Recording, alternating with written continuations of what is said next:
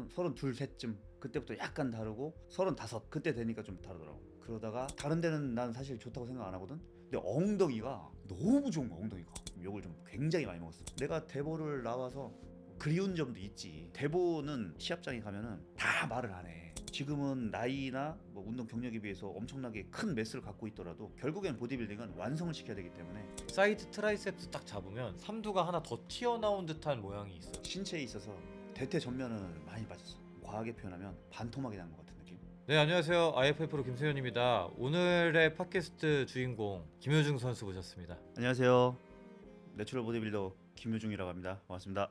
저희 거의 1년 넘게 못 뵀다가 그죠? 그러니까 굉장히 오랜만에 봤네. 또 모시고서 이야기를 나눠보려고 합니다. 공교롭게 며칠 전에 바로 설기관 선수 촬영했거든요. 기관장님한테도 여쭤봤는데 저희 이제 처음 만난 게 2028년 호주 ICN 월드 챔피언십 나갔잖아요. 그때의 형님 나이보다 이제 제 나이가 더 많더라고요. 그렇지, 더 많지. 네. 내가 그때 38이었어. 예. 그러다 보니까 딱 세월이 그렇게 빨리 흘러가지고 이렇게 됐구나 라는 생각이 팍 나면서 형님한테도 또 이렇게 여쭤보고 싶었던 게 30대 보디빌딩이랑 40대 보디빌딩 어떻게 다른지가 형님한테 여쭤보고 싶었어요. 형님 또 20대에 시작하셨으니까 어떻게 다른가요, 각각? 나는 28에 이렇게 시작을 해서 사실 20대 뭐 막바지긴 한데 그때는 힘든 걸 사실 잘 몰랐어. 열정도 당연히 엄청나게 뭐 타오르긴 했지만 체력적으로 뭐 힘들다는 걸 못 느꼈거든. 언제 느꼈냐면 32, 셋쯤 그때부터 약간 다르고 35 그때 되니까 좀 다르더라고. 아, 이 회복이 다르구나. 그전에는 뭐 크게 오래 쉬지 않아도 뭐 괜찮았는데 이제 안 쉬면 컨디션이 확실히 다른. 그러다가 40대는 못 느꼈거든 그걸. 왜 그러냐면 내가 40대 딱 40에 팔꿈치 수술을 하고 그 1년 정도를 거의 뭐 재활을 하고 41에 시합 준비를 해서 시합을 나갔었어 가지고 그때는 힘든 걸 몰랐어. 힘들어도 괜찮아. 이게 막 워낙 뜨거워가지고. 근데 44, 44, 다섯 이때는 확실히 다르더라고. 체력이 틀려. 그러니까 첫째가 회복, 두 번째가 이제 관절. 관절이 아무래도 피로 누적이 돼 있다 보니까 이거를 어떻게 내가 좀 무리 안 가게 좀 운동을 잘 할까 이렇게 좀 고민이 좀 바뀐 것 같아. 예전에는 막 어떻게 조질까, 어떻게 좀 더 운동이 많이 되게 할까 이런 거를 좀 생각했다면 이제는 조심해서 어떻게 운동을 할까 이렇게 바뀌는 것 같아. 운동 많이 되는 스타일에서 이제 아, 이제는 운동 많이 예, 하는 것 같아. 스트레스 받으니까 이제 운동 많이 되는 것보다는 관절을 어떻게든 아끼고 운동이 잘 되게, 운동이 잘 된다. 약간 이런 개념으로 바뀐 것 같아. 그래서 나 같은 경우는 원래 좀 일찍 일어나서 생활하는 스타일이다 보니까 일찍 운동을 해야 돼. 내 운동을 할 걸 꺼내놔야 수업도 쭉 하고 이게 편하더라고. 내가 작년에 네. 그랬지. 다이어트도 좀 일찍 시작하고 이 정도면 충분히 빠질 거라고 생각을 했는데 느려지는 거야 이게. 대사가 느려지니까 내가 원하는 몸까지 이미 디데이는 정해져 있는데 안 나와. 이게 심리적 압박, 뭐 스트레스 이게 굉장히 심하더라고. 그래서 어쨌든 그런 공감을 이제 할 수 있게 된 게 좀 씁쓸하면서도 그리고 또 자연스럽게 어째 이거 받아들이는 거잖아요. 받아들여야죠. 과정이잖아요. 그게 삶의 과정이니까. 그러면서 이제 이런 옛날에는 동생들이랑 더 얘기를 좀 많이 나눴거든요. 저는 솔직히 더 잘 지내고 요새는 형님들이랑 더 잘 지내요. 더 공감도 많이 가고 어. 형님들은 어떻게 이런 시기에 어떻게 잘 이렇게 지나가셨는지 받아들이셨는지 적응하셨는지 이런 것도 좀 듣게 되고 귀담아서 그래서 뭐 그렇게 바뀌더라고요 저도 그래서 뭐 공감대 하나 이렇게 좀 추가하면서 저희 시작을 해보겠습니다. 아 보시는 분들 가운데서 또 이제 당연히 이제 30대 40대가 더 많을 거거든요 이제 그렇지, 슬슬 그렇지. 네. 20대 분들도 물론 많겠지만 너네도 얼마 안 남았다 아무튼 보디빌딩이란 게 그런 거잖아요. 결국에는 시간이 지나면서 무르익는 만큼 또 얻는 만큼 잃어버리는 것도 있고 그거에 맞춰서 또 변화하고 적응하는 것 그게 이제 그 보디빌딩 그 자체인 것 같은데 보디빌더는 그러면 40대만의 무기가 있을까요? 40에 시작을 한 게 아니고 이미 20, 30대부터 쌓아온 게 있잖아. 그게 있다 보니까 구력은 어느 정도 있고 이걸 좀 더 완성도 있게 만들어내는 뭐 그런 싸움이라고 할까? 완성도하고 그리고 또 하나는 얼마나 이제 좀 경쟁력 있는 스킨 상태를 만드느냐. 이게 좀 중요할 것 같아. 대사가 떨어지고 다이어트가 잘 안 되다 보니까 일반 뭐 20대 선수들하고 붙으려면 그 정도의 근질이 나와야 되잖아. 이게 근육은 어느 정도 양이 되고 받쳐주는데 이거를 벗겨내는 이 작업 이게 좀 어렵다고 생각되고 개인적으로 나이를 떠나서 내 개인적으로는 최고의 숙제가 이제 엉덩이. 엉덩이를 어떻게 좀 만들어내느냐. 선수를 오래 생활했지만 예전에는 엉덩이가 전혀 심사의 기준이 없었거든. 그래서 당연히 엉덩이에 뭐 운동을 투자하거나 이럴 필요를 못 느꼈고 대퇴만 막 무조건 몰빵을 하다가 어느 이제 시대가 변했잖아. 이제 엉덩이를 보네.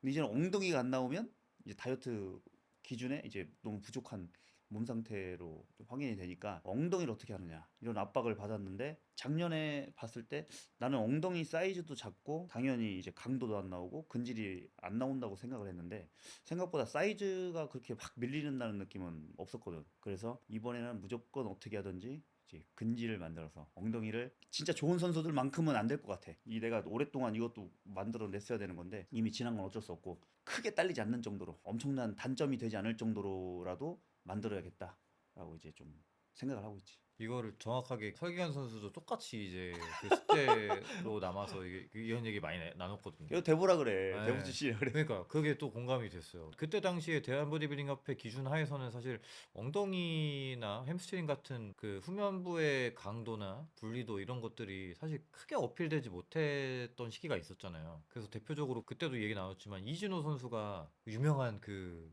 영상이 남아있을 정도로 가장 뛰어난 하체 분리도와 완성도를 보여줬는데도 후면부 순위가 좀 저기 좀 좋지 않아서 이렇게 하셨었죠. 진호 형은 사실 몸의 강도로 보면 넘버 원이지 진짜 넘버 원. 역대 최고라고 생각해 나는.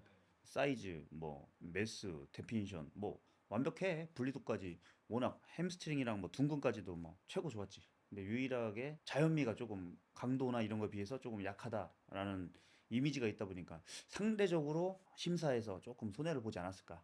내가 뭐 대선배와 뭐 대보의 심사위원들은 아니지만 근데 개인적으로 생각을 해본다면 그 부분 때문에 조금 손해를 보지 않았을까. 우리나라가 대보가 특히 자연미를 좋아해. 라인업을 섰을 때 이 실루엣이 이쁜 선수들을 좋아해. 근데 나는 사실 그거에 좀 수혜를 본 입장이라 뭐 강도랑 이런 부분은 조금 떨어지더라도 자연미 때문에 덕을 보긴 한 편이지.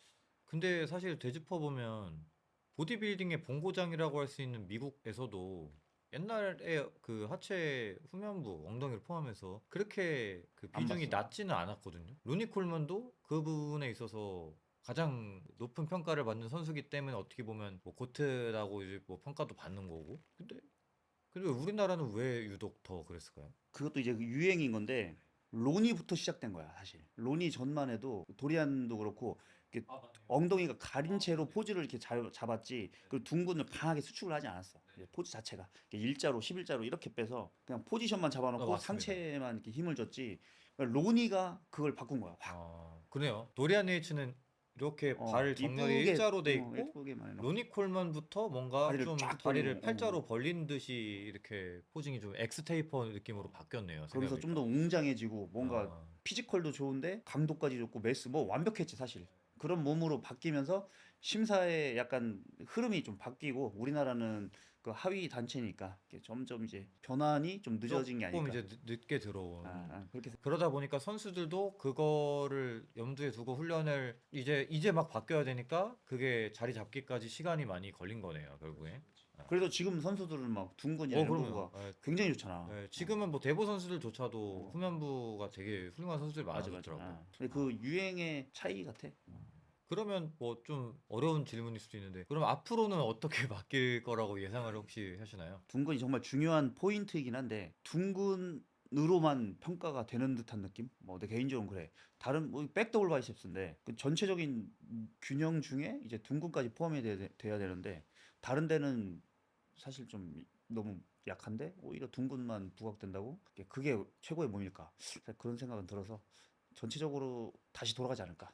둥근에 강조됐던 점이 예전에는 너무 약했으니까 여기 포커스를 맞춰놓고 이제는 다시 조금 전체적인 모습을 보지 않을까. 저 WFF 월드 다녀왔을 때도 프로전 체급전의 선수들이 일단 다 엉덩이가 안 갈라지는 선수가 없더라고요. 대신에 등은 좀 플랫 하더라도 기본적으로 다 그렇게 장착이 돼 있다 보니까 등이 좋아도 엉덩이가 만약에 조금 아쉬우면 이렇게 좀 살짝 빠지게 되는. 왜냐면 평준화가 돼 있으니까 거기서 너무 눈에 띄게 안 좋아 보이더라고. 그러니까 이제 결국에는 다른 선수들이 얼마만큼의 패키지를 가져오고 나는 거기에 어느 수준에 맞출 것이냐가 이제 중요한 것 같고, 그러면 심사 기준 자체가 변하고 나서야 한참 뒤에 형님 말씀하신 대로 바뀌겠네요. 그치, 그치. 시간이 좀 필요할 것 같아. 그래서 나는 하체를 거의 엉덩이만 해. 네. 똑같네요. 기관 형님도 네, 엉덩이만 요새 이렇게 기관이도 하신다고. 고민 엄청 될 거야. 네, 기관이는 하체가 워낙 좋잖아. 네, 이게 펼쳐지고 근육량 자체가 엄청 많은 다리는 아닌데 펼쳐지고 그리고 세퍼가 좋기 때문에 근데 네, 상대적으로 네. 그렇다고 기관이 엉덩이가 되게 약한 편은 아니야. 맞아요. 네. 다른 엉덩이 선수 커요. 네. 요즘 선수들에 비해서 조금 강도가 떨어질 뿐이지. 근데 나는 더 떨어지거든 강도가. 그러니까 이제 고민인 거지. 난 이게 체형적인 문제도 있었어 가지고 그런 게 있다 보니까 핸디캡이 좀 큰 거지 나는. 그래도 만들어야지 뭐. 저는 형님 보면서 항상 좀 비슷한 면이 좀 있다고 느꼈었는데, 저도 후면부 엉덩이가 되게 약하거든요. 그래서 사실 보디빌딩 종목에 좀 이렇게 소극적인 편인 거고, 왜냐면 더 완성된 다음에 좀 나가고 싶은데 뭐 이미 나가봤지만 솔직히 제 마음에 드는 그런 정도는 아니었어요. 사실 형님 이제 이렇게 요청드린 이유가, 얼마 전에 이제 대보 관련해서 이제 말씀을 좀 이렇게 하신 게 있어서 형님 모시고 이런 이야기도 좀 나눠도 좋겠다라는 생각에 한번 좀 그 초대를 드린 건데, 어떤 일이 있었죠? 그러니까 내가 보디빌딩을 딱 시작했을 때가 2008년, 8, 9, 10 이렇게 됐는데 8년, 9년, 10년, 3년 차에 내가 충남하고 그 다음에 코리아 이제 2등을 하고 그 시기에 도핑 테스트라는 거 자체가 그때 막 도입이 되고 했었던 때야. 그러니까 그 전에만 해도 도핑의 기준과 개념이 아예 없었어. 우리나라에도. 그러니까 선수들도 뭐가 어떻게 뭐 금지 약물이고 아니고 이거에 대한 걸 몰랐지. 개 중에 정말 좀 정보나 지식이 빠른 선수들, 그 선수들이 이제 거의 뭐 탑에 있는 몇 명이었을 건데 그 해외에 있는 뭐 이런 것들을 정보들을 알고 그때는 거의 뭐 이게 제자 개념이잖아. 김승현 제자로 들어가야 된다 하면 들어가서 몇 달이고 1년이고 거기서 계속 이제 생활하면서 문화생처럼 그렇게 해서 김승현이 딱 보고 아 얘는 싹수가 됐다 그러면 너는 이제 받아준다 하면은 그때부터 조금씩 이제 약물에 대한 뭐 팁이나 정보들을 알려주고는 뭐 그런 식이었어. 그때만 해도 전혀 몰랐으니까. 그러다가 이제 도핑이 도입되고 금지 약물에 대한 뭐 도핑 교육 뭐 이렇게 얘기를 해주니 아니 예를 들어서 지금까지 먹었었던 비타민이 갑자기 내일부터 금지 약물이라고 하니까 뭐야 이게 맞는 거야? 뭐는 거야? 그 헷갈리기도 하고 그 교육을 뭐 도핑 교육을 받지 않는 선수들도 있고 되게 좀 사실 뭐 문외한이었지 정보가 없는 상태에서 그런 것도 있었고 그러던 중에 도핑을 좀 근절하려고 하는 확고한 의지가 그때 당시에 좀 있었어. 그래서 도핑하면 안 된다. 그래서 도핑에 걸리면 선수들을 영구 제명시키겠다. 라고 이제 막 공문까지 쫙 내려오고 막 그랬었어. 그때만 해도 선수들 다 조심하고 이제 안 된다. 걸리면 안 된다. 해서 도핑 적발도 굉장히 적었던 걸로 내가 알고 그때만 해도 이제 나 같은 사람한테는 이제 굉장한 기회가 오는 거였지. 이제 진짜 좀 나 같은 사람한테도 내가 상위로 올라가고 정체전 뭐 실업팀 되고 메달 따는 이런 게 꿈만은 아니겠구나. 이런 생각을 했는데 1년, 2년 지나면서 이제 걸리는 선수들이 나올 거 아니야. 근데 걸리는 선수들이 너무 탑들이야. 아, 넘버 원들이 걸리는 거야. 쉽게 말해서 넘버 원들이. 그러다 보니 프로 경기로 말하면 지금 뭐 1등들이 다 막 사라지는 거야. 그러면은 이게 재미가 있냐고 흥행이 경기들이. 안 되니까. 안 되잖아. 체전에서도 확실한 메달 금메달이 사라져. 그러면 그 시도에서는 이 큰 문제가 되잖아. 그러니까 보디빌딩 자체에서도 경기력으로만 보면 선수들이 점점 사라져서 이게 없으니까 수급이. 그리고 뭐 새로운 사람이 바로바로 나올 수 있는 경기력이 확 좋아지는 것도 아니고 그런 것 때문에 내부적으로 좀 조정을 한 게 아닐까. 뭐 이건 내 생각인데. 그리고 당시에 청문회를 했대. 청문회를. 문체부 뭐 대보 이렇게 불러서 딱 체육회 불렀겠지. 왜 이렇게 도핑이 많이 걸리냐. 그때 당시에 막 뉴스에도 많이 나왔거든. 도핑 적발률 1위 보디빌딩 무엇이 문제인가. 막 뉴스 나오고. 그러니까 뉴스에 나오고 뭔가 문제가 되는 것 같으니까 청문회에서 왜 이렇게 걸리냐 당신들 뭐가 문제냐 막 하니까 우리는 이런 자구책을 가지고 이렇게 사전 도핑을 많이 하는 겁니다. 그래서 걸러내는 중이라 적발이 많은 겁니다. 했어도 일단 적발이 많은 거잖아. 도핑 줄이세요. 해서 이렇게 된 것도 있고 이게 좀 복잡해. 선수들만 뭐라고 탓하기도 그렇고 협회만 탓하기도 그렇고 여러 가지가 좀 복합적인데 그래서 결국에는 이제 선수들도 다시 이제 복귀할 수 있는 이게 기회가 열렸고 뭐 실수로 먹은 사람들도 있을 수 있겠지. 감기약도 걸리는 거니까. 근데 그 중에 이제 다 복귀되고 그러다 보니 도핑 걸렸다가 빠지고 그 밑에가 빠지고 다시 복귀되고 그 밑에서 올라올 기회는 더 사실 좀 적어지고 그러던 중에 정체전에서 실업팀 완전 이제 빠지는 과정까지 오게 된 거지. 14년 도핑 그게 15년 말에 나온 거야. 15년도부터 너희들 이렇게 바뀌어야 한다라고 이제 압박이 들어간 상태에서 16년도에 이제 살짝 이렇게 바뀐 거라고 보면 될까요? 16년도에 전국체전에서 보디빌딩이 점수가 사라진 거야. 점수가 사라지다 보니 점수가 높아야 전국체전에서 이제 성적으로 이제 평가가 되다 보니까 시도별로 예산을 준단 말이야. 근데 이 예산이 사라지는 거지. 근데 참 충청도잖아. 사실 내가 지금 충청도 사는데 충남, 충북, 대전 이 세 지역만 그 해 바로 사라졌어. 다른 지역은 연봉이 적어졌으면 적어졌지 유지를 해줬어. 쉽게 말해서 한 번에 팀이 없어진 거니까 선수들이 어디를 가겠어. 근데 그 전에 사실 선수들은 알고 있었어. 소문이 돌아서 없어진다 하면서 상위 선수들은 다른 지역으로 갈 수 있는 걸 다 조인해서 갔고, 근데 나는 그 정도 레벨이 안 돼서 이제 못 가게 된 거고, 알고 있었는데 뭐 그렇게 해서 막 가고 싶지도 않았고 갈 데도 없었지만 그래서 그냥 기다렸지. 기다리라고 하니까 난 진짜 기다렸지. 근데 이제 기다렸는데 다 이제 팀이 해산이 없다고 돼버린. 안 된다고 하더라. 어떻게 하냐. 할 말이 없잖아. 그래서 아, 예, 알겠습니다. 하고 여기 끌어오르는 게 있을 거 아니야. 뭔가가 대상이 누군지는 모르겠지만 이 억울하잖아 나는. 그래서 그때 당시에 도지사가 페이스북을 엄청 열심히 했거든. 그분이 내 페이스북 메시지를 이만하게 해서 안녕하십니까. 저는 뭐 충남에서 쭉 해서 지금까지 선수로 있는데 이러한 문제가 생겨서 갑자기 팀이 사라졌는데 이렇게 되면 어떻게 선수가 경기력을 향상을 위해서 좀 노력을 할 수 있겠습니까? 뭐 방법을 찾아주시면 감사하겠습니다. 막 했더니 일주일 정도 후에 뭐 정무부지사래. 난 그게 뭔지도 몰랐어. 연락이 와가지고 무슨 일이냐 하면서 막 물어보는 거야. 그래서 다시 또 상황을 설명했네. 했더니 한번 만나재. 그래서 알겠다고. 충남 체육회 이렇게 꽤 높은 분이었어. 이름은 직함은 모르겠고 그분이랑 그 정무부지사 분이랑 만나서 막 얘기하고 체육 담당하는 분한테 이 처리 좀 한번 어떻게 대책 좀 한번 세워보세요. 딱 하고 제가 뭐 어떻게 잘 해보겠습니다. 그래서 아, 야, 감사합니다. 아, 이제 기다리고 있었지. 아, 뭔가 좀 있겠구나. 뭐 예전만큼 아니더라도 뭐가 있으면서 좀 소속이 돼서 할 수 있겠구나 했는데 전혀 없더라고. 나만 순진하게 이제 그걸 믿고 있었던 거지. 그래서 사라졌어. 몇 년 정도 계셨던 거죠? 그럼 대보 소속팀에? 8, 9, 10, 11, 12, 13, 14, 15, 16, 9년. 네, 9년을 몸담은, 그리고 그 동안 세계 선수권도 우승도 하셨고, 뭐 말씀으로 겸손하게 에이, 그게 수준이 별로 안 좋았다 하시지만 그래도 이제 성적으로 증명해왔고 이제 점점 더 기량이 발전하고 있었고, 또 내추럴 보디빌더는 30대 중반쯤에 그 전성기가 오잖아요. 그러니까 이제 그때 당시 이제 30대 초반이셨으니까 초중반이죠. 이제 전성기로 가고 있는 와중에 그 일이 벌어진 거죠. 너무 저도 예전에 이제 이 얘기를 들었을 때 너무 안타까웠는데, 그러면서 때마침 그것 때문인지 몰라도 우리나라에도 내추럴 대회라는 게 생겼어요. 그 전까지는 없었죠. 내추럴 대회라는 용어도 없었고, 아니, 내추럴 보디빌딩이라는 용어도 없었고, 그냥 보디빌딩은 말씀하신 대로 대한 보디빌딩 협회에서만 하는 것이 보디빌딩이었고, 아니면 이 생활체육으로 동호인들이 하는 것, 그죠? 사실 보디빌딩이라고 부르지 않았어요. 그때도. 머슬매니아 있었어. 그쵸, 그쵸. 예. 그러니까 보디빌딩이라는 건 결국에는 엘리트 체육으로서만 우리나라에 존재했었고, 그게 또 이제 문제되는 과정에서 청정화 시키려고 하는 과정에서 여러 가지 문제들로 인해서 예, 그게 복합적으로 그 안타까운 건, 문제는 뭐냐면 그런 청정화 시키려는 과정에서 도핑을 한 선수들이 제명되거나 제재를 받아서 이 분야에서 도태돼야 되는 게 맞는데, 내추럴 선수가 갈 곳을 잃어버린 사실이 좀 너무 씁쓸했어요.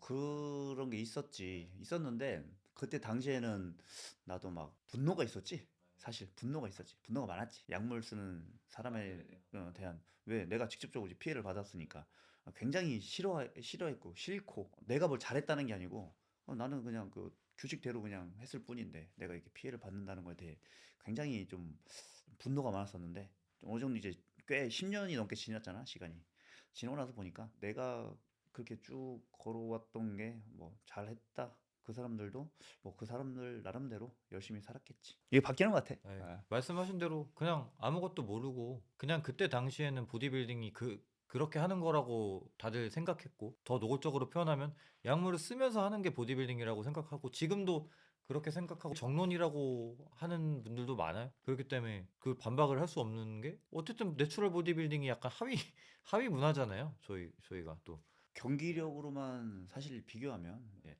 당연히 누구나 약물을 쓴 선수한테 눈이 가고 관심이 갈 수밖에 없어. 이게 사이즈랑 이런 게 다르잖아. 완성도도 그렇고. 그래도 그러다 보니까 이제 그 대한보디빌딩 협회에서 그런 결정을 내릴 수밖에 없었겠죠. 예, 스타 선수들을 이르면 안 되니까. 뭐 아무튼 그게 근데 사실 우리나라뿐만 아니라 올림피아에서도 마찬가지로 있었거든요. 잠깐 도핑 테스트가 있던 시절이 있는데 슈퍼스타를 이르면 안 되잖아요. 그러니까 이제 그냥 없애버렸죠 도핑 테스트를. 그래서 이게 참 그냥 어려운 문제예요. 이거는 보디빌딩이랑 약물에 관의 관계를 어떻게 정의를 해야 되나는 윤리적 문제 또 그냥 이 보디빌딩 역사에 대한 문제 그냥 너무 얽히고 설켜서 이 이야기를 한다면 사실 밤새워서 토론을 해야 될 정도로 저희가 이렇게 짧은 시간 안에 이렇게 몇 마디로 끝낼 내용은 아닌 것 같습니다. 근데 아무튼 그런 흐름에서 직접적인 피해를 입으셨고 아픔을 겪으셨기 때문에 또 이제 제가 또 그런 이야기를 이렇게 좀 끄집어 내 봤습니다. 그러고 나서 어쨌든 간에 내추럴 보디빌딩 대회가 생겼고 거기에 이제 참가를 하시게 됐잖아요. 그 과정도 한번 간단하게. 16년도에 세계 선수권을 다녀와서 그때 되게 고민을 많이 했어. 16년도도 소속은 충남 대표 선수로 있었지만 급여가 전혀 없었지. 그래서 그냥 내가 개인으로 충청남도에서 그때 대회를 했거든. 개최를 해서 의리로 나갔고 세계 선수권까지 선발돼서 시합을 뛰고 돌아올 때 고민을 했지. 이제 내가 계속 여기에 있어야 될까, 이제 명예로만 해야 되는 부분이다 보니까 그렇게 하는 게 맞을까, 어떻게 할까 생각이 들고, 그리고 또 웃긴 게 그 해 16년 세계 선수권을 나갔을 때 1등한 선수가 이란인가 그랬는데 그때 내가 5등인가 했다가 결국엔 나중엔 도핑이 걸려서 내가 순위도 상향 조정됐어. 무튼 그런 걸 보면서 여기도 이게 똑같은 생각이 드는 거야. 대보랑 뭐 세계 선수권, 결국엔 이게 도핑한 놈들 때문에 또 이런 거 내가 반복돼야 되나 생각이 들기도 하고, 이렇게 선배들을 보면서 그래도 선배들은 이렇게 지금까지 나보다 나이가 있고 경력이랑 여러 가지를 커리어도 많이 쌓아온 분들인데 나는 이 정도까지 내가 할 수 있을까? 이런 백그라운드가 없이 그런 고민을 하면서 어떻게 해야 되나 그러던 중에 한국에서 내추럴 단체가 생긴다는 얘기를 듣고 고민하다가 대보를 나오게 됐지. 대보 나올 때 국가대표 은퇴서라고 해야 되나? 용어가 정확히 생각이 안 나네. 그걸 써서 제출을 했어. 그걸 해야 내가 그때 대학원에 신청을 해서 합격을 해가지고 등록금, 장학금 주는 혜택이 있더라고. 아, 국가대표 출신이. 좋네요. 근데 은퇴한 선수들만 된대. 음. 그래서 은퇴하는 걸 썼어. 냈어. 근데 결국엔 안 됐어. 왜요? 그건 모르겠네. 왜 그런지 모르겠는데. 그리고 나서 사설 단체 시합을 내가 바로 뛰니까 그때 내가 되게 타겟이 돼서 욕을 좀 굉장히 많이 먹었어. 키워놨더니 배신 까고 도망갔다고. 내가 제일 먼저 뭐 대놓고 딱 나가고 사설 뛰고 하니까 좀 그런 일이 좀 많이 있었지.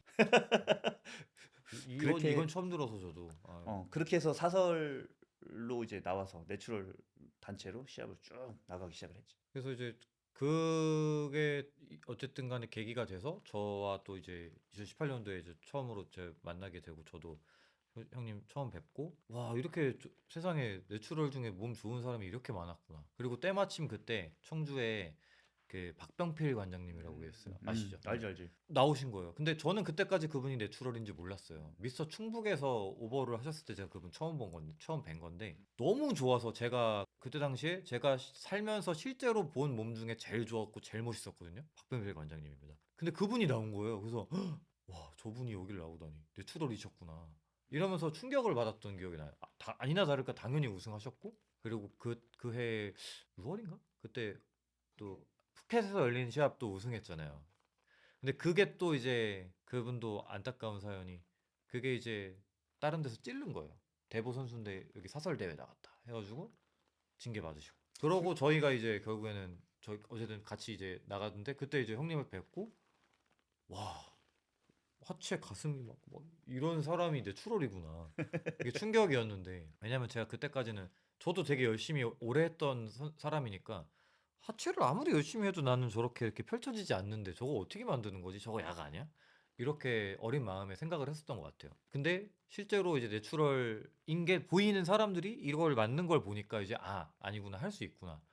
근데 되게 웃긴 게 그런 할 수 있구나라는 마음가짐이 생기니까 되더라고요. 안 믿을 때, 저거 이거 항아리처럼 펼쳐지는 다리는 저거 약이야. 라고 생각할 땐 아무리 열심히 해도 외측 감근 나오지도 않더니 할 수 있구나라고 믿고 그 그 방법을 찾고 한 순간부터는 저도 그렇게 되더라고요. 신기했어요. 예.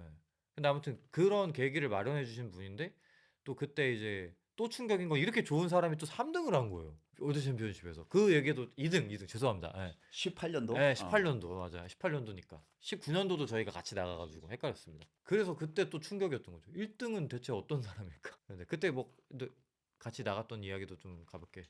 그때 18년도에 국제 시합을 나갔잖아. 나는 이제 대보로 있을 때도 뭐 국제 대회를 그래도 되게 재수가 좋아서 국가대표 선발 기간에 비해서는 좀 많이 돼서 많이 나갔는데 그때는 경비 지원이 다 되니까 내 개인 용돈 정도 그것만 챙기면 되는데 이건 다 내가 사비로 가야 되잖아. 그게 뭐 싼 것도 아니고.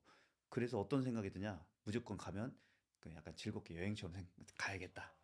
그러니까 대본은 그런 게 아니야. 이게 예산을 받아나니까 그냥 약간 기계처럼 탁탁탁 하고 딱 와야 되는. 근데 너무 좋았어 나는.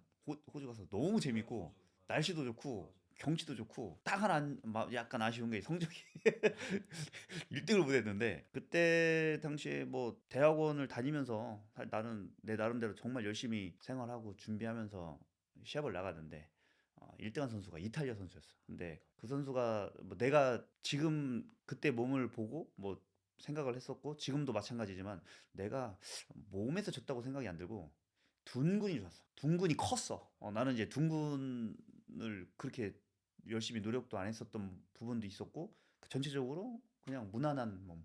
근데 둔근이 유독 좋았어. 19년도도 또 마찬가지였던 것 같아요. 19년도는 19년도도 1등한 선수가 브랜든 캠터라는 그 장신 선수 있잖아요. 걔도 둔근이 진짜 엄청 좋잖아요. 다른 데는 난 사실 좋다고 생각 안 하거든. 근데 엉덩이가 이거는 이게 가능한 엉덩이인가 할 정도로 너무 좋은 거야 엉덩이가. 근데 그때 당시에는 한국에서 그 정도 엉덩이를 보이는 선수가 거의 없었잖아요. 아예 처음으로 없었지. 나온 게 용승이죠. 그렇지 용승이. 용승이가 우리나라 선수도 이렇게 엉덩이 갈라지는 선수가 내추럴에 있네? 처음이 용승이었는데 해외를 나가보니 웬걸? 용승이가 수십 명이 있는 거죠. 어. 그러니까 용승이가 뭐 그 해외에서 운동을 해서 약간 그런 걸 빨리 접했는지 모르겠는데 몸이 약간 국내형은 아니었어. 둥근 해외 자체가 그런 그 어, 후면부의 완전 컨디셔닝에 선구자지. 비슷하게 그쵸. 엉덩이 선구자. 맞아요. 엉덩이가 워낙 좋으니까 지금은 엄청나게 좀 완성도가 굉장히 있어지게 몸이 발전을 했는데 그때만 해도 조금 이제 사이즈나 이런 게 부족했거든. 근데 지금은 뭐 아유 너무 너무 좋았어. 강도가 작살나. 이제 엉덩이와 비슷한 강도의 전체적인 몸 그게 다 된 것 같아. 그래서 결국엔 답이 그 데드리프트에 있었더라고요. 용승이가 데드리프트 정말 열심히 하는 선수고 그때 당시 한국에서 그렇게 컨벤셔널 데드리프트를 그렇게 수행하는 보디빌더가 많지 않았거든요. 그래서 설기현 선수랑도 이런 이야기를 또 똑같이 나눴어요. 그래서 저도 그때 데드리프트를 해외 나가서 깨닫고 용승이도 많이 하는 것도 영향도 받고 해서 그때부터 데드리프트를 좀 많이 했던 것 같아요. 그래서 형님도 혹시 그게 계기가 돼서 이제 데드리프트를 혹시 이렇게 훈련에 추가를 하시지 않았나요? 난 원래 데드를 많이 했었어. 근데 엉덩이 이 모양이어서 그런데 근데 대신 이제 땅 데드라고 하잖아.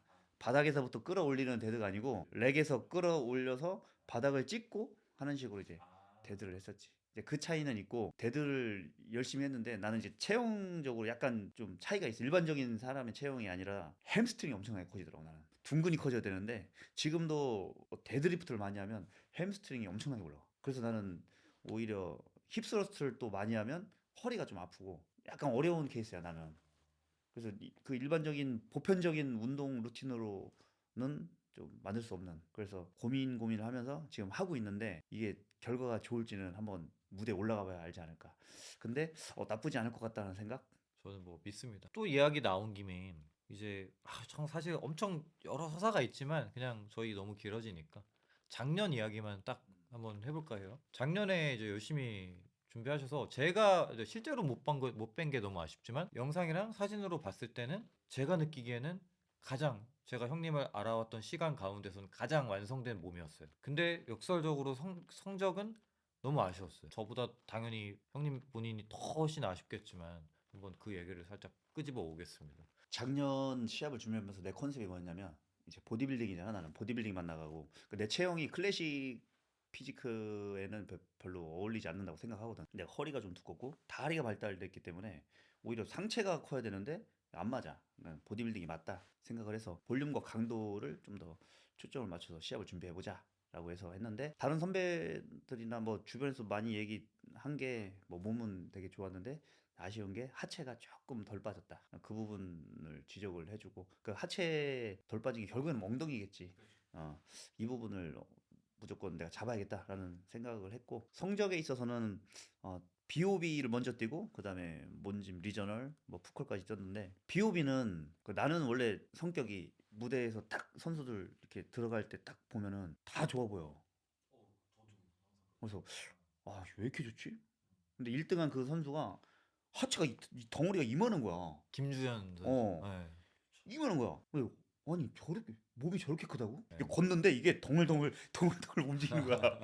그래서 왜 이렇게 좋지? 이렇게 생각만 하다가 그래도 내가 준비한 건 다 보여주고 포즈 다 하고 내려왔는데 그래도 뭐 내 키가 일단 나보다 작더라고. 그래서 아 내가 좀 더 전체적인 사이즈는 좀 크겠구나 싶었고 내가 무대에 있는 걸 내가 내 눈으로 직접 비교해서 보진 못했으니까 결과 딱 나왔을 때는 아씨 내가 몸이 좀 부족했나 하고 나왔는데 나중에 이제 사진이랑 이런 걸 보고서는 좀 아쉬웠지. 그때 아쉽더라고. 근데 또 아쉬웠지만 같이 서포터 오고 도와준 이 동생들 있잖아. 그거 다 나의 눈치를 보지. 아무래도 좀 그렇잖아. 아쉬우니까. 그러니까 막 나한테 물어보는 거야. 왜 형이 뭐 1등 아니에요? 막 물어보는데. 내가 무슨 말을 해? 내가 좀 부족했나 보지. 하고서는 말고 집에 이렇게 내려왔는데 제일 나를 객관적으로 보는 게 와이프야. 물어봤어. 뭐 어떤 것 같아? 그랬더니 뭐 오빠가 사이즈는 더 크고 다이어트가 좀 덜 됐네. 딱 그러니까 객관적으로 얘기를 해주더라고. 그 선수도 이제 정말 좋은 선수고 특히 등이 좋아요. 등이 두껍고 모양도 예쁘고 약간 필리스 같은 모양 갖고 있잖아요. 그래서 근데 말씀한 것처럼 그 덩어리 감이 부피감 이런 게 되게 좋아서 옛날에 그 잠배기에서 열었던 거기서 우승했던 선수거든요. 네. 비오비는 그렇게 했고 2주 후였나? 뭔 집이 이제 2주 후였는데 내 나름의 전략으로 리저널은 그냥 올라가고 펌핑 많이 하지 말고 그냥 올라가고 그 다음 날이 제일 중요하니까 그때 제대로 하자라고 해서 했는데 리저널 이제 체급전을 하는데 이 어깨 이만한 선수도 한 명 있는 거야. 이거 이만한 어깨가 네. 나 이제 펌핑을 원래 안 하려고 했거든. 근데 뭐 보니까 얘 해야겠어. 이미 좀 펌핑 타이밍이 늦기도 했는데 이거 몸을 보니까 내가 안 하면 안 될 것 같아. 그래서 늦게라도 막 어깨랑 막 했거든. 가슴은 안 했어 그냥. 가슴은 그 다음날 있으니까. 어깨만 했는데 시합을 뛰고 그때 이제 선호가 거기 앉아서 쭉 봤길래 내가 2등을 해서 물어봤어. 내가 디가 어떤 게 조금 아쉬운지 얘기 좀 해주라고. 그랬더니 포즈를 잡을 때 내가 조금 이제 홀딩이 좀 약했다. 그래서 중간에 한번 또 바뀌었거든. 스위치를 한 두 번인가 세 번 했어. 그때 내가 내 포즈가 조금 아쉽다 생각해서 이제 바뀐 것 같더라고. 하지만 좀 개인적으로 좀 약간 아쉬워서 그 다음날 시합 뛸 때는 새벽 일찍 일어나서 사우나를 해야겠구나. 안 되겠구나. 강도를 뽑아야겠구나. 사우나에서 한 1.5kg 정도 수분 날리고 이제 올라갔지. 올라갔는데 그때 오버를 체급 1등하고 오버를 한 선수가 BOB에 나왔던 선수였어. 3등인가? 5등인가? 있더라고. 무튼 그 선수를 보고 펌핑하는데 등이 이만한 거야 또. 등이 이래. 아니 나 거북이 등딱지가 아니 진짜 이 등이 다른 데는 별로 팍 눈에 안 띄었어. 키가 좀 작더라고 그 선수도. 나보다 작아. 내가 170인데 작은 등이 왜 이렇게 커져? 누구지? 아니 처음 보는 선수 왜 이렇게 좋은 애들 많지? 얼굴도 어려 보이잖아. 어리잖아. 얼굴도 어려 보이고. 막 펌핑을 열심히 해서 딱 올라갔지. 해서 뭐 성적은 이제 체급전에 3등을 했는데 시합 끝나고 나서 되게 좀 속상하더라고. 그러니까 내 몸에 대한 것보다는 굉장히 오랜만에 그 심사에 의한 성적이 조금 아쉽다라는. 그러니까 내가 수긍할 수 있으면 내 몸이 부족하구나 하겠는데 그때는 조금 아쉬웠어. 그래서 어떻게 할까 하다가 지금 당장 뭐 약간 변화를 준다고 크게 바뀌지 않을 것 같고 내가 어떻게든 엉덩이를 좀 만들어서 좀 해야겠다 싶어서 그때 연락을 줬잖아. 뭐 준비해봐도 괜찮을 것 그러니까 같다고. 저는 좀 아쉬웠어요. 그래서 그래서 고민하다가 그냥 접고 나는 아직 젊으니까 내년을 노려야겠다. 그 생각을 하게 됐습니다. 근데 좀 말씀 듣다 보니 더 아쉬운 게 사실 베네이더를 한번 참가를 해보셔서 좋았을 것 같다라는 아쉬움이 좀 많이 들더라고요. 사실 작년까지만 해도 그런 마음이 없었어. 무조건 오픈해서 뭐 선수인데 뭐 붙으면 되지. 이런 마음이 굉장히 사실 컸는데 작년에 이제 붙어 보니까 이게 몸이 아니고 약간 심사에 대한 이런 게 있다 보니까 아, 이거 전략적으로 내 장점을 활용을 해야겠다. 마스터로 나가야겠다. 그 맞죠? 저는 마스터가 오히려 더 내추럴 보디빌딩의 꽃이라고 생각을 하는 게 시간이 지날수록 그 좀 뭐 에이징 커브처럼 떨어지는 것도 있지만 완성돼가는 게 내추럴 보디빌딩을 상징하는 요소잖아요. 천천히 오랫동안 완숙돼가는 과정. 그러니까 마스터가 더 좋은 게 저는 맞다고 보거든요. 마스터가 가장 좋다고는 못하더라도 뭐 신체적 전성기 내려갈 수 있으니까요.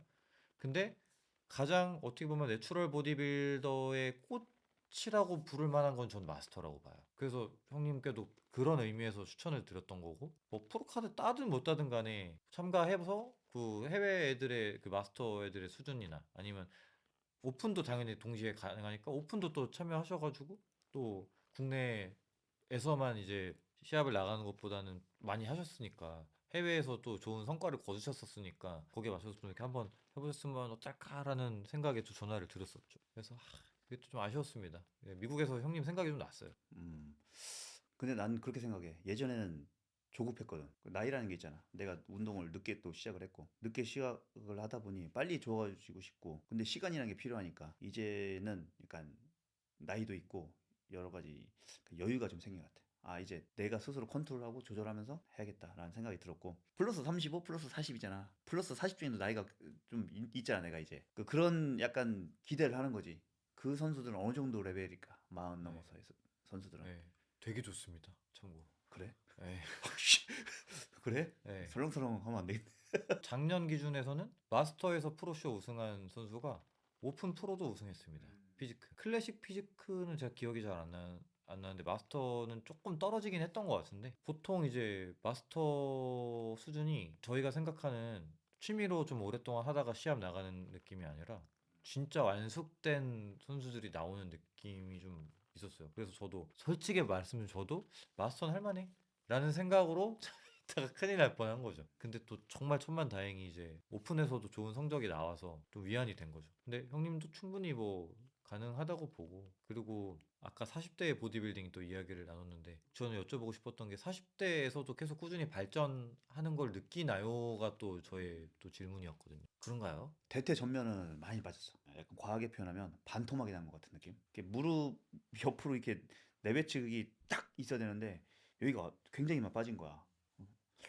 이게 맞나? 싶은 정도로 대퇴 전면은 빠졌는데 뭐 측후면 그 둔부는 좀 더 좋아졌고 등 어깨 좀 좋아졌고 가슴이 좀 빠졌어. 내 제일 장점이었었던 대퇴 전면이랑 가슴이 좀 많이 빠졌어. 가슴을 일부러 내가 좀 많이 쉬었거든. 일부러도 쉬고 뭐 다쳐서도 쉬기도 했었는데 등을 좀 보완하려고 가슴이 너무 강해서 이걸 당기고 있을 수 있다 해서 그래서 내가 좀 쉬면서 좀 해보고 할 때 등이 좀 잘 되기 시작하더라고. 그러다 보니 6개월 이상 쉬니까 가슴을 하기가 싫은 거야. 진짜 어, 귀찮아. 어, 다른 데 하다 보면 제일 좋아하시는 운동이었나요? 그것까지는 좋아하지는 않았어. 아니지만, 그냥 그것까지는 하면 잘 아니지만, 됐었던 것뿐이지. 그러니까 고민이 없었던 부위라고 할까? 그냥 하면 잘 됐었으니까 그냥 뭐 인클라인, 플랫, 뭐 디클라인 하면 쭉쭉 그냥 쭉쭉 올라갔으니까. 근데 오래 쉬다가 운동을 다시 하는데 이 근신경이 완전 죽어버린 것처럼 너무 반응이 없는 거야. 그거 끌어올리는데 한 4주 이상 걸린 것 같아. 그리고 근력도 당연히 떨어졌고 이걸 끌어올리고 다시 어느 정도 이제 감은 잡았는데 이 약간 잃어버린 이 메스가 아직도 다시 팍팍 올라오진 않더라고. 그래서 이게 좀 나이가 먹어서 이건 더 이상 굉장히 좋아지긴 어렵겠구나. 뭐 이런 생각이 좀 들긴 해. 저 진짜 공감하면서 들었습니다. 저도 비슷했었잖아요.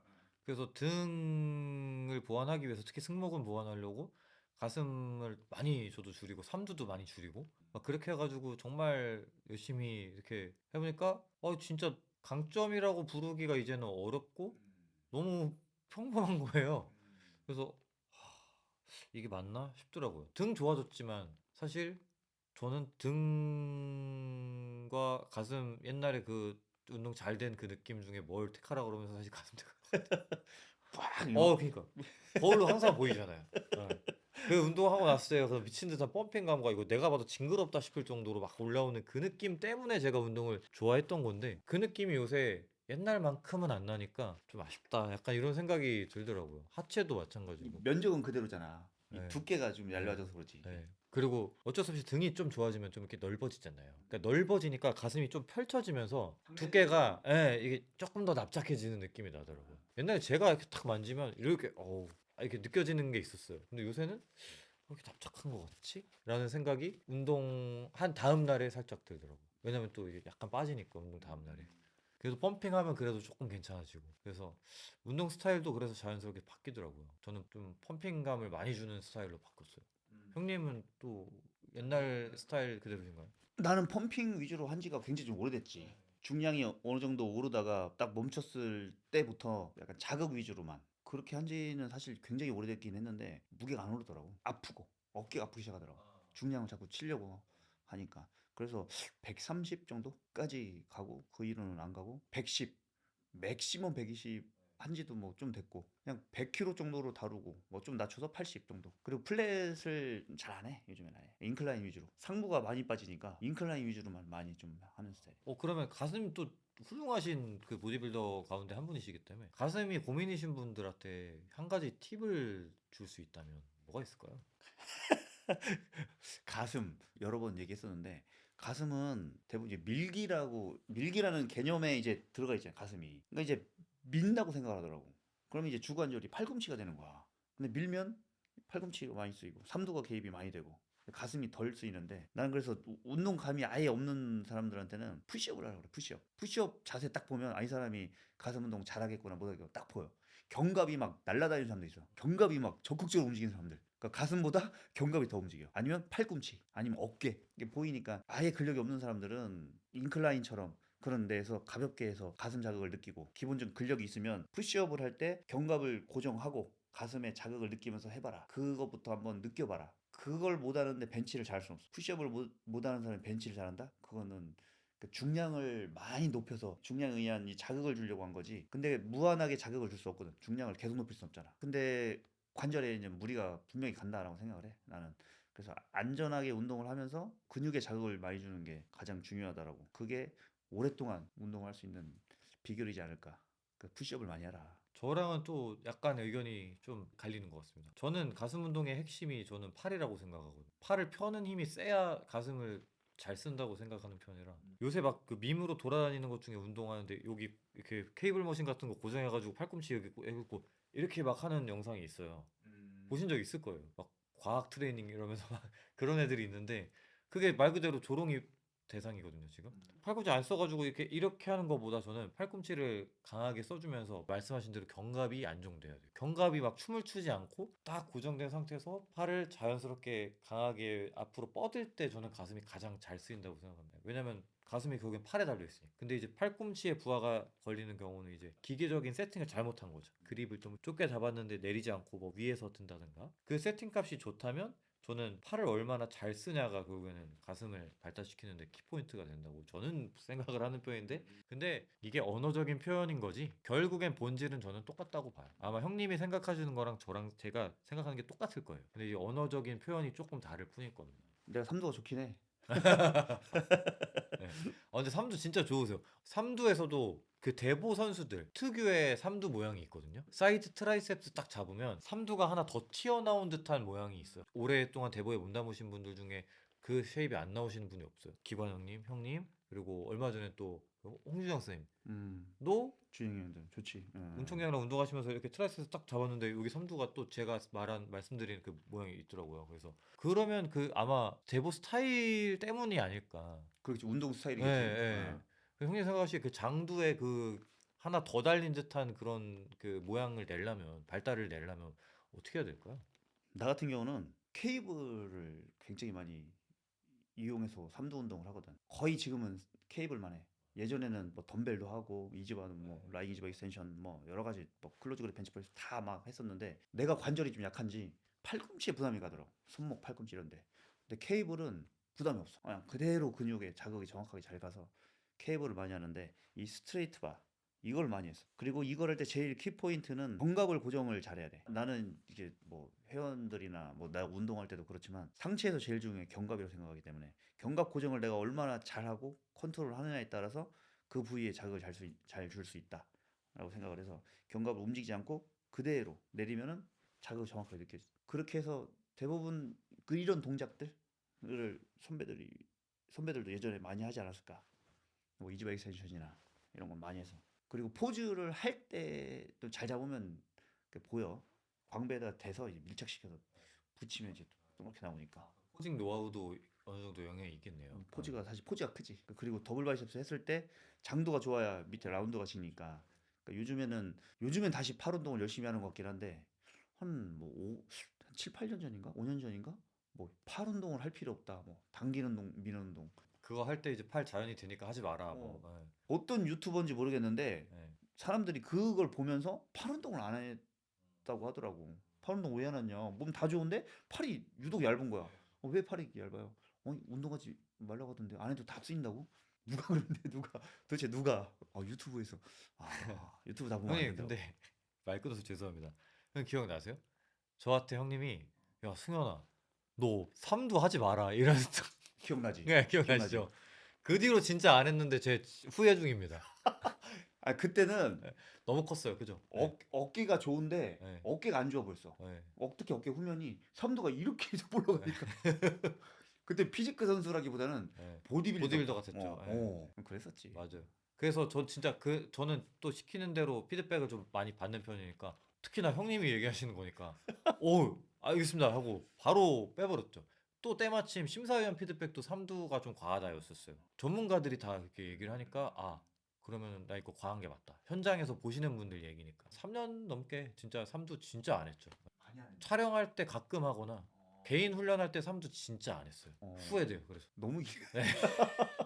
최근에 그래도 1년 전부터는 많이 하고 있어서 다시 조금 회복은 됐는데 그때 느낌이 이제 나기는 나이가 나이인지라 안 나더라고요. 네. 한참 나이야. 무슨 소리 하는 거야? 형님 저도 이제 많이 넘어서 너 그 만으로 30대 초반에 그 삼두 이게 이제는 안 나와요. 승현 너만 38세지? 네. 충분해. 야, 충분해 진짜로. 저도 사실 그렇다고 믿고 하고 있어요. 말로만 이제 40대 하고 있는 건데 아직까지는 저도 이제 근데 그런 생각은 좀 들더라고요.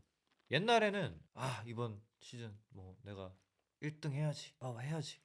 이런 그런 확고한 목표 의식과 그걸 향해서 점철하는 약간의 뭐라 그러지? 정신적 에너지, 육체적 에너지를 좀 이렇게 거기다가 점철시키는 그런 그 포커싱 할 수 있는 그런 힘이 좀 있었는데 요새는 그렇게 안 하고 약간 기도 메타로 바뀌는 게 올 시즌은 특히 올해 제발 대회 끝날 때까지 어디 아프지 말자. 최선을 다하자가 아니에요. 아하. 제발 아프지 말자. 이렇게 바뀌었어요. 내가 다이어트 1월 5일부터 다이어트를 딱 시작해서 지금 들어갔는데 5년 전에 다쳐서 수술했던 부위가 살짝 아픈 거야. 등을 빡시게 했더니 네. 또 아픈 거야. 그때 부상도 당기는 거에서 이게 너무 세서 그때부터 다쳤던 시작을 거. 했어. 근데 느낌이 그때 아프기 시작했을 때랑 똑같아. 무서운 거야 이게. 또 다쳤었던 똑같은 부위니까. 그래서 지금 굉장히 조심해서 하고 있는데 한 50% 이상은 다시 또 좀 회복돼서 그러니까 1월 한 달은 좀 조심해서 운동을 하면서 서서히 끌어올려야겠다. 그래서 원래는 5월쯤으로 시합을 생각을 하다가 늦췄어 지금 계획을 다. 저희 또 고향이 또 충청도 동양 아니겠습니까? 물론 저는 충북, 청주고 형님은 이제 충남이시죠. 논산이시죠. 주로 이제 활동하신 게 공주에서 좀 오래 계셔. 충청도 사람들이 좀 공감할 만한 뭐 그런 게 운동인으로서 좀 있나요? 운동 스타일이 뭐 충청도는 약간 이렇다. 저도 사실 막 그렇게 크게 생각해 보진 않았는데. 보디빌딩 하는 사람들 중에 아이가 많잖아. MBTI 아이. 약간 내향인들이 많잖아. 혼자서 하고 스스로 뭐 하고 막 이런 거에. 근데 충청도는 또 내색을 좀 다 하진 않잖아. 표현을 다 하지 않고. 그러니까 운동할 때도 그렇게까지 막 힘들어도 내색을 엄청나게 많이는 안 하는 것 같아. 다른 데는 막 소리도 지르고 막 하는데도 내가 이렇게 센터를 다녀보고 뭐 우리 센터에서도 회원들을 보면은 정말 힘들 때 하체 막 이럴 때만 조금씩 소리가 나지 웬만해서 소리를 잘 안 내. 힘들다는 내색을 잘 안 하더라고. 뭐 약간 그런 것도 있는 것 같네요. 어디 가면 막 소리 지른다고 하더라고. 막 와! 요새 또 이제 그렇게 또 335 운동하는 무리들이 또 있거든요. 그런 친구들에 비하면 또 조용히 하는 편인 것 같아요. 저도 물론 이제 조금 더 젊을 때는 이제 파이팅 있게 하기도 했는데 그 모습조차도 아마 다른 분들이 보면 저게? 이렇게 생각할 수도 있을 것 같습니다. 뭐 그런 거. 약간 크게 막 이렇게 내 소리를 지르거나 조용 막 드러내지 않고 하는 운동. 운동할 때 힘들다는 말도 잘 안 하는 것 같아. 아 힘들어 죽겠네 막 이런 잘, 얘기도 안 하고. 잘 안 해. 예. 우리 회원들 같은 경우는 꼭 하체할 때만 힘들다고 하더라고. 하체는 뭐 이제 구별이 없죠. 지역에 구별이 없죠. 예. 다른 데는 불평하죠. 뭐, 예. 괜찮다고 할만하다고 막, 좋은데요? 재밌는데요? 하체하면, 죽을 것 같은데요? 그것도 있잖아요. 충청도 사투리, 충청도만의 그런 그 돌려서 말하는 유머 코드가 있잖아요. 뭐 형님 아시는 뭐 그게 있나요?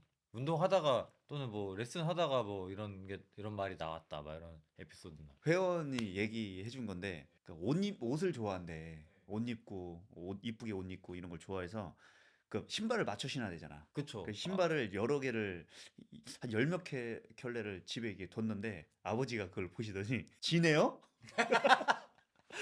그러셨다고 하더라고. 내가 그 얘기 듣고서 어, 근데 진짜 어쩌고 그런 저쩌고. 게 진짜 인터넷에서 지어내는 게 아니라 진짜로 어, 어른들 세대에서는 엄청 당연한 일상이에요.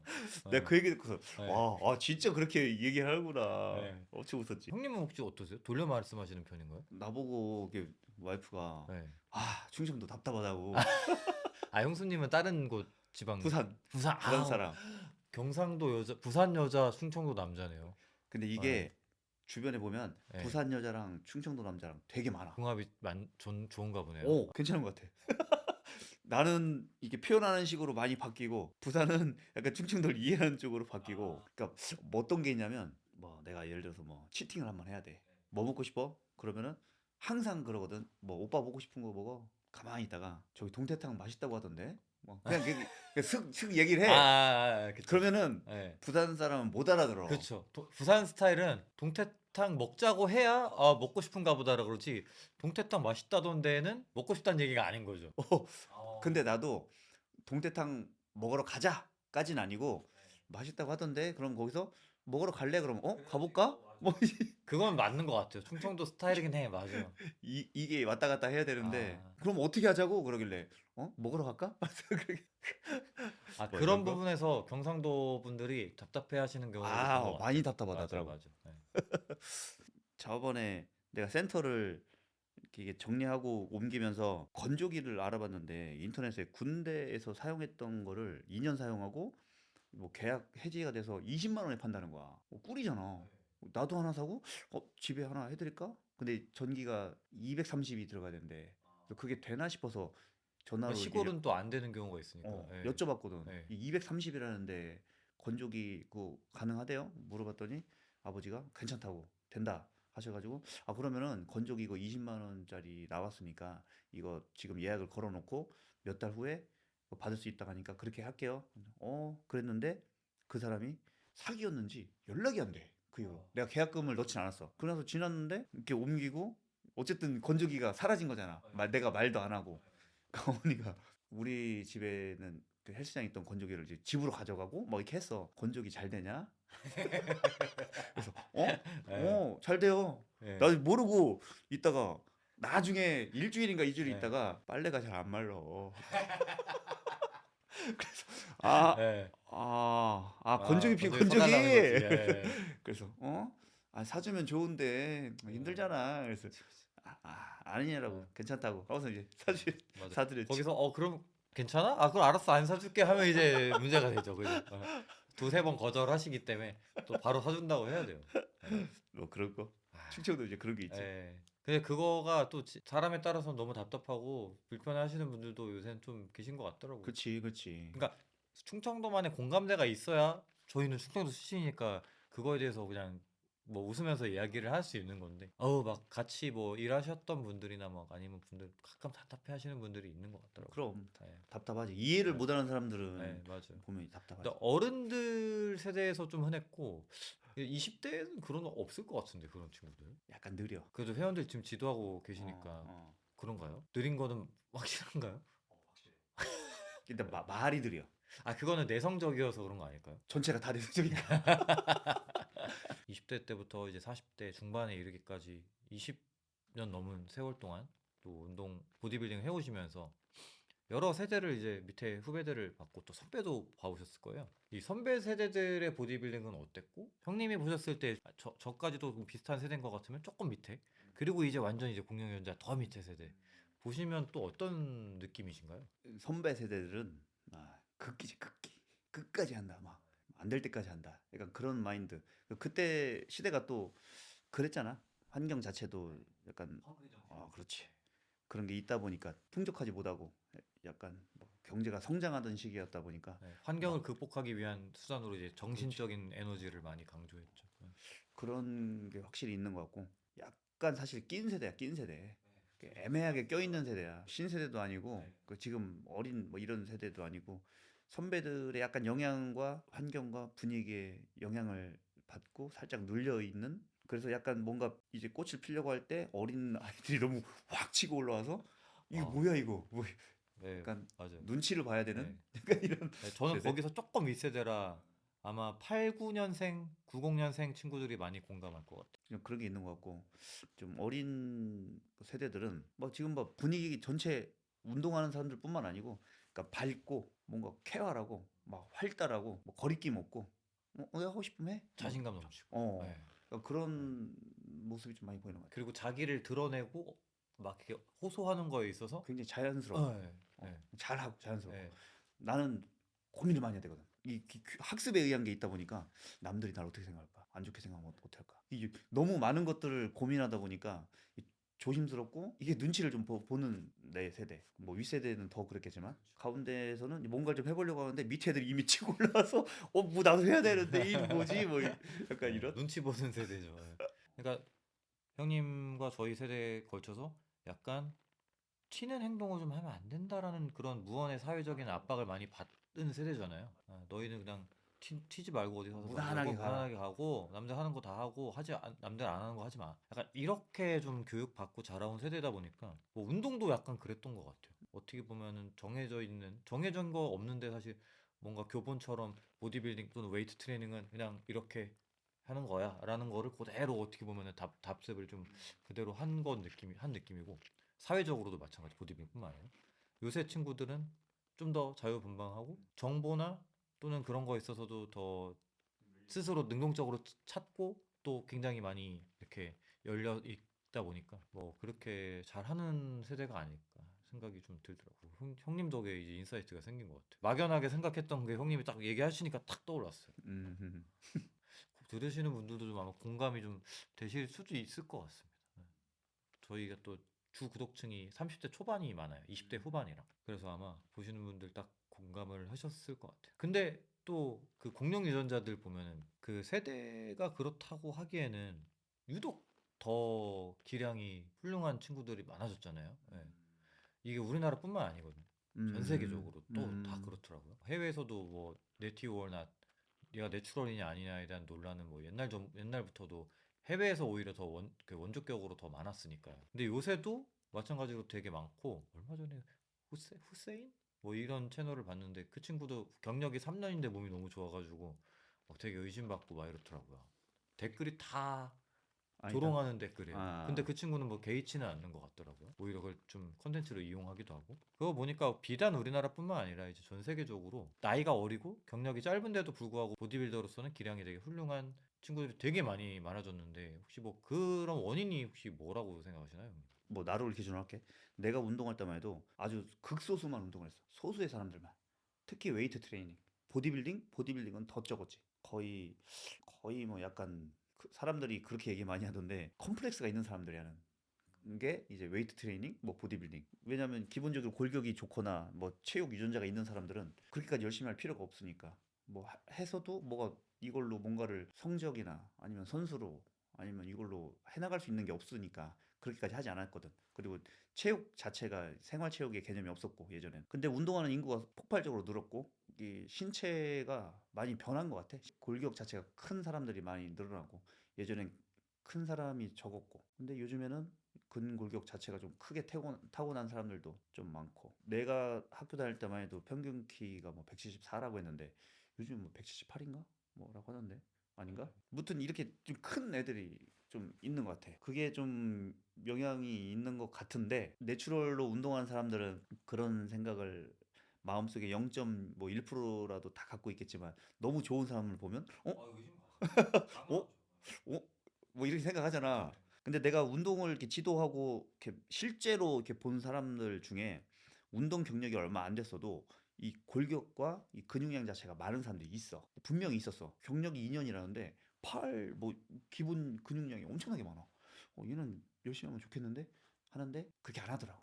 진지하게. 절실하지 않으니까. 어. 네. 이걸로 해서 네. 뭘 한다는 그렇죠, 그렇죠, 개념 그렇죠. 자체가 네, 맞아요. 네, 없었으니까 네. 요즘에야 이걸 컨텐츠로 해서라도 뭔가가 내가 키울 갈 수 있는 이런 게 있잖아. 근데 예전에는 그런 게 없었다 보니까 그런 사람들이 운동을 진지하게 생각을 안 했고 그리고 잠깐 하고 말고 그랬었는데 요즘에는 뭐 이걸로 내가 뭐 키워 나가야지 하면 뭐 중학생 때부터 하잖아 운동 체계적으로 쭉 하고 그런 것도 있고 이렇게 보면 난 대충 예상이 되거든.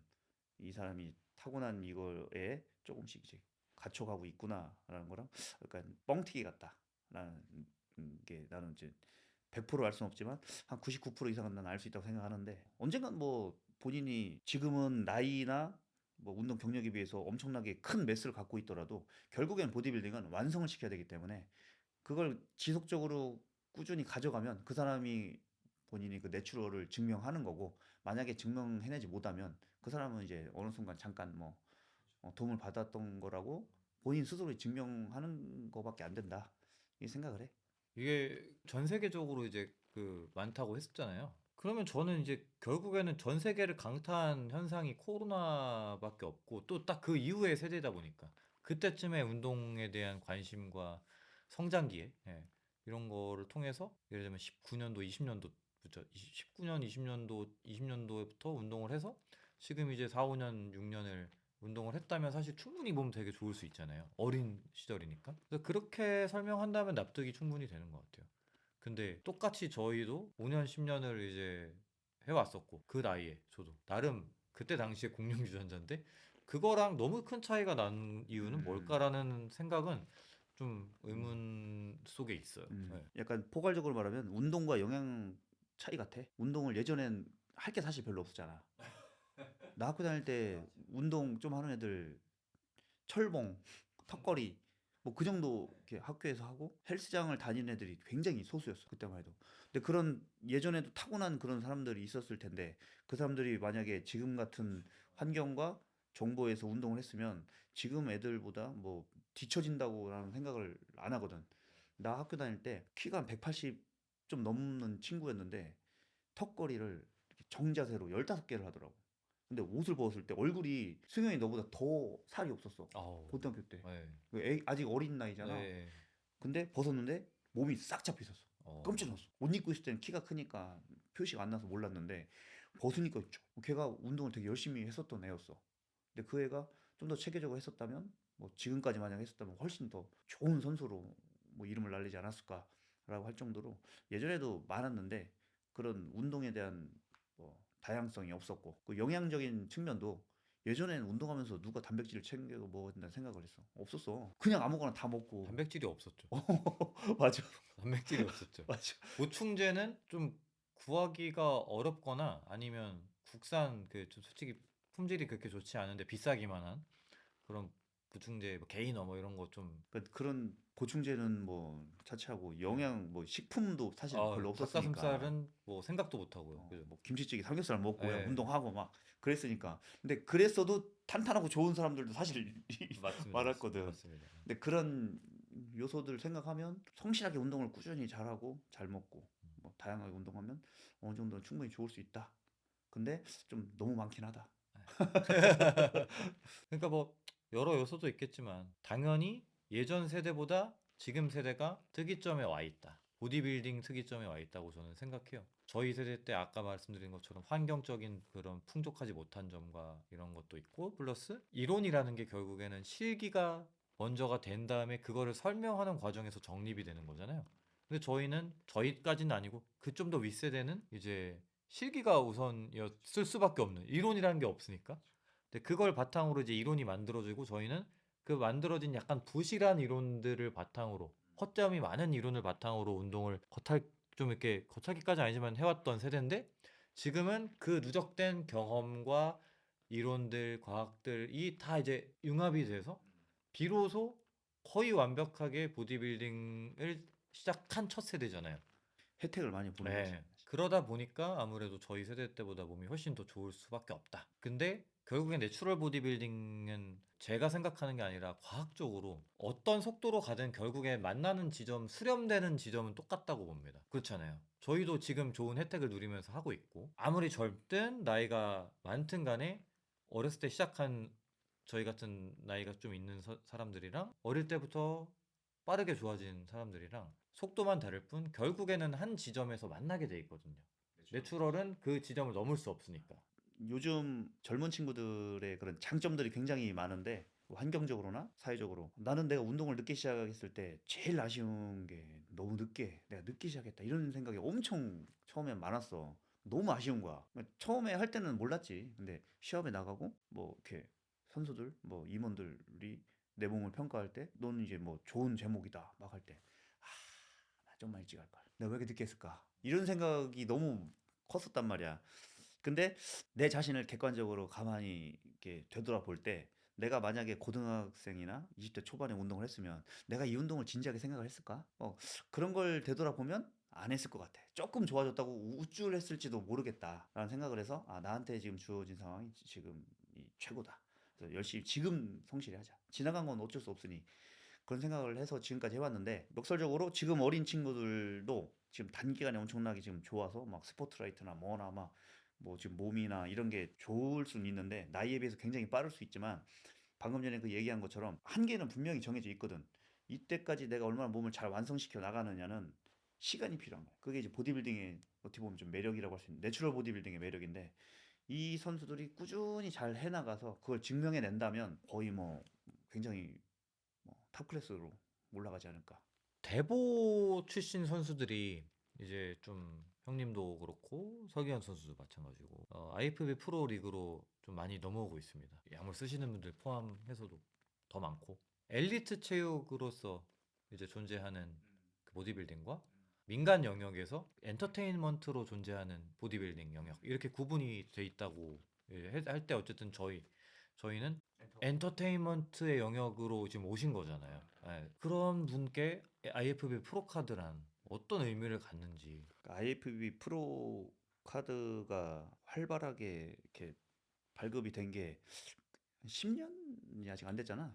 초기에만 해도 최고의 가치이자 뭔가 진짜 명예라고 생각을 하고 그랬었는데 요즘엔 조금 뭐 많아지는 편이긴 한데 내추럴로는 사실 거의 없었고 뭐 최한진 선수가 막 최초로 따고 그 이후로 뭐 조금씩 선수들이 그 IFBB 프로가 나오긴 있는데 그때 당시에 내가 봤을 때는 내 뭐 오판이라고 할 수도 있겠지만 이게 경쟁이 되겠냐 그런 생각을 했어.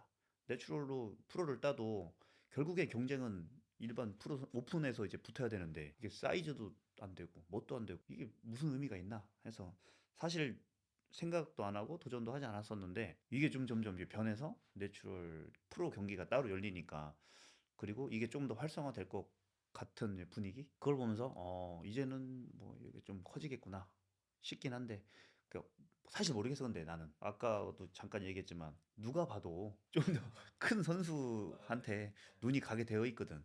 내추럴이라는 뭔가 자기들만의 추구하는 그게 좀 인정되고 멋스러울 뿐이지. 그냥 객관적으로 봤을 땐 경쟁에서 좀 차이가 나잖아. 그 엔터 측면으로 봐서는 당연히 별로거든. 어. 근데 내가 IFB 프로를 왜 도전해 보려고 하냐라고 하면은 일단 내가 아마추어로 IFBB에서 세계 선수권을 우승을 했고 그리고 IFBB 아마추어에서 만든 프로가 엘리트 프로인데 내가 거기에서 프로를 땄단 말이야. 그리고 마지막으로는 IFB 프로에서 프로 카드를 획득을 하고 프로 경기를 한번 꼭 나가보고 싶더라고. 이제는 오픈이라고 뭐 할 수도 있겠지만 약간 나이가 있어서 마스터로서 내추럴 보디빌딩 마스터로서의 경기력 이런 거를 보여주고 아직은 뭐 딸려면 멀었지만 만약에 따게 되면 내가 내추럴 최고령 IFB 프로기 때문에 뭐 이걸 또 내 나름대로는 풀어가면서 내 나만의 뭐 경쟁력 이걸로 좀 어필을 해봐야겠다라는 생각을 하고 있지. 사실 아까 말씀드린 대로 엘리트 체육과 엔터테인먼트로 이렇게 양분을 만약에 해버린다면 사실 그게 중요한 것 같아요. 엘리트 체육하는 그 마인드로 엔터테인먼트 대회에 나가면 안 되는 것 같아요. 그럼 자기만 괴로운 거죠. 실제로 미국 시합에서 베네이더에서 참가하는 선수들 표정이나 분위기 이런 걸 보면 그렇게 막 전투적인 뭐 그런 약간 몰입해서 이 시합에서 내가 막 증명해야 되고 이겨야 되고 막 이런 느낌이 아니라 그냥 나 1년 동안 열심히 운동한 거를 오늘 여기 이 자리에서 보여준다 라는 분위기가 느껴져요. 저는 형님이 저한테도 말씀해 주셨잖아요. 즐기는 게 가장 중요하다. 그때 저는 깨닫고 저만의 이제 그 보디빌딩을 제대로 하기 시작한 것 같아요. 물론 사람이고 남자인지라 그런 성적에 살짝 일희일비할 때가 많지만 근데 그럼에도 불구하고 아까 말씀드린 대로 1년 동안 내가 잘 준비한 거를 그냥 이 시합 보러 온 사람들과 또 영상이나 사진으로 볼 사람들에게 보여주고 나는 나를 기록하기에 좀 더 가까워지고 정말 삶의 일부이자 이런 게 된 느낌이 이제 나더라고요. 이게 내가 처음 사설을 시합을 나왔을 때 그게 없었어. 왜냐면 바로 나왔기 때문에 마인드 엘리트 새벽에 4시에 일어나서 사우나를 하고 수분 조절을 했잖아. 대회장에 딱 가서 밥 먹고 딱 누워 있었어. 막 사람들이 엄청 많았어. 웅성웅성웅성 막 다니고 쓱 보니까 딜레이가 됐어. 그래서 기다리고 있다가 하다가 펌핑을 하는데 막 누가 나한테 인사를 해. 그 누군지 모르겠는데 그래서 예, 안녕하세요 하는데 예, 뭐 잘 보고 있습니다. 그래서 예, 감사합니다. 막 펌핑 다른 사람이 또 막 말 걸어서 예, 안녕하세요. 나 펌핑해야 되는데 이거 어떻게 해야 되지? 막 그러다가 처음에는 이게 너무 힘들더라고. 난 시합 준비해야 되는데. 그 대본은 시합장에 가면은 다 말을 안 해. 다 이게 엄숙하고 조용한 분위기에서 뛰어봤잖아. 쫙 뛰고 딱 있거든. 근데 그 중에 말 많이 하고 막 이렇게 좀 분위기 막 하는 사람이 있어. 근데 그 사람은 대회 때 가면 병풍 서 있다가 집에 가. 그러니까 그 정도로 이렇게 네. 다 막 올인을 해야 아, 몸이 제대로 나오고 막 그랬었던 시합을 뛰다가 처음엔 나가니까 너 적응이 안 되는 거야. 그러다가 17년도에 이탈리아를 가서 거기 보니까 이게 나도 그때 눈을 뜬 거야. 사람들이 나 같은 마인드로 하는 게 아니더라고. 막 즐겁게 막 격려도 해주고 막 파이팅 또 하고 당연히 선수들도 시합을 나온 거니까 경쟁 뭐 승리에 대한 이런 건 갈망은 있겠지만 인정해주고 존중해주고 막 박수 쳐주고 막 이런 게 있더라고. 그때 내가 좀 많이 느꼈지. 이런 세상도 있구나. 내가 대보를 나와서 뭐 그리운 점도 있지. 대보만의 또 장점과 매력이 있었으니까 그리운 점도 있었지만 길게 보면 내가 대보 나오기 참 잘했구나. 진작에 나오길 잘했구나. 그런 생각을 좀 많이 해. 대보가 싫어서가 아니고 새로운 문화와 엔터적인 대회를 많이 뛰면서 내가 참 갇힌 세상에 살고 있었구나. 좀 이런 생각을 많이 하게 됐었지. 그러면 만약에 잠재성이 아주 훌륭한 후배가 선배님 저 IFB 프로가 되어야 할지 대한보디빌딩 협회 선수가 되어야 할지 모르겠습니다. 고민이 됩니다라고 하면 어떻게 추천해 주실까요? 나이가 좀 중요할 것 같아. 그 말한 20대 선수 초반이라고. 초반. 네. 그럼 나는 대보를 먼저 뛰라고 할 것 같아. 대보에서 일단 코리아 그리고 세계 선수권 도전을 해서 거기에서 증명을 하고 그리고 나와서 충분히 할 수 있다. 거기도 그 대보만의 그 대한체육회 산하에 있잖아 아직. 그러니까 이게 굉장한 가치가 있거든 사실. 근데 너무 하찮게 생각하는 요즘 막 약간 놀리듯이 하는 이제 분위기가 있는 것 같은데 대보의 정통과 이 방향은 사실 되게 좋은 거거든. 그 방법에 있어서 조금 뭐 문제가 있을 수 있을지 몰라도 그래서 거기에서 증명을 하고 경기력을 쌓고 뭐 인정을 받고 나와서 뭐 엔터 쪽으로 나와도 오히려 좋은 경력 커리어를 갖고 있는 거잖아. 그래서 훨씬 그게 장점으로 살지 않을까 그렇게 생각을 해. 네.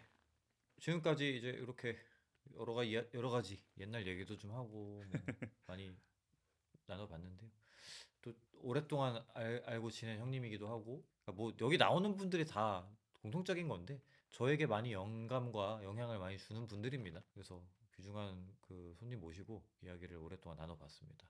뭐 끝으로 이제 소감이나 뭐 인사 한마디 해주시고 마무리하도록 하겠습니다. 열심히 운동하다 보니 46세 나이가 되었네요. 예.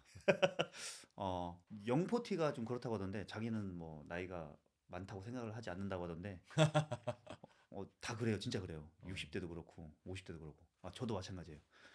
근데 뭐 생각과 이런 마인드는 젊게 살려고 하지만 그걸 뭐 동등하게 생각하진 않고 제가 할 수 있는 성숙된 보디빌딩을 오랫동안 열심히 하겠습니다. 여러분들 지켜봐 주시고 승현이하고 좋은 관계 만들고 앞으로도 여러분들에게 좋은 모습 보여드리도록 하겠습니다. 감사합니다. 네, 감사합니다.